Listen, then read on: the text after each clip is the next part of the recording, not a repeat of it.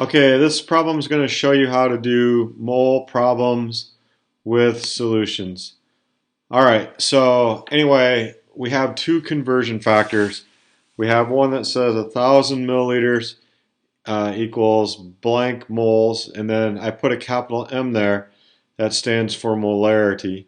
Because with a molarity, the capital M means the number of moles, like how many moles, so it means like blank moles in 1 liter, or it means blank moles in 1,000 milliliters. So you can use these conversion factors.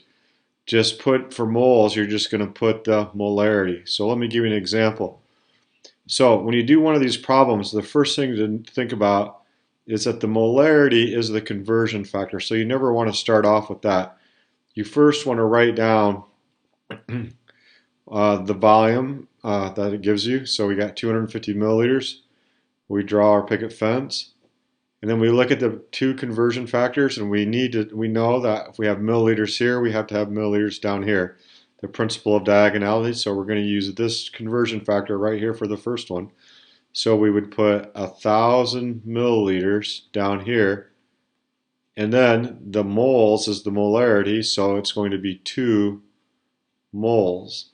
Okay, that's just using this 2m means 2 moles in 1,000 milliliters. That's what it means.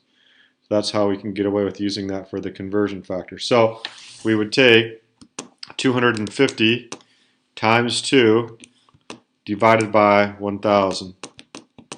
And we end up getting 0.5 moles is how many we would have. All right, next. So how many moles are in 385 milliliters of a 0.75 mole solution? I'm just going to change this just to make it a little different. Let's just change it to 385 liters. 385 liters. So step one, we would write this down. 385 liters. We draw the picket fence. Okay, remember, do not start the problem off with the molarity to keep things simple. That's your conversion factor, so always start off with the volume if it gives you that. So 385 liters. So then we look up here, and we got to use the conversion factor with liters in it. So we'd go 1 liter, and then we put that there, and then for the molarity, it's 0.75 goes right here, but it's 0.75 moles. Okay, so we'll take 385 times 0.75, and that equals 288.75. We could probably round that off to around 290 moles. All right, would be close enough. All right. Okay, this one is just going backwards from the previous problems. So how many liters are present when a 0.5 molar solution contains 3 moles of solute? Okay, so remember that the molarity is your conversion factor. You don't want to start with that. So you want to start off with moles. So 3 moles. Draw the picket fence. And now we're going to put the molarity in with the right conversion factor. So this one's asking for liters, so we want to use this one right here. So remember, if we got moles here, we got to have moles here. So we're going to put 0.50 moles, and we're going to put the 1 liter up there. So that's going to be 3 divided by 0.5.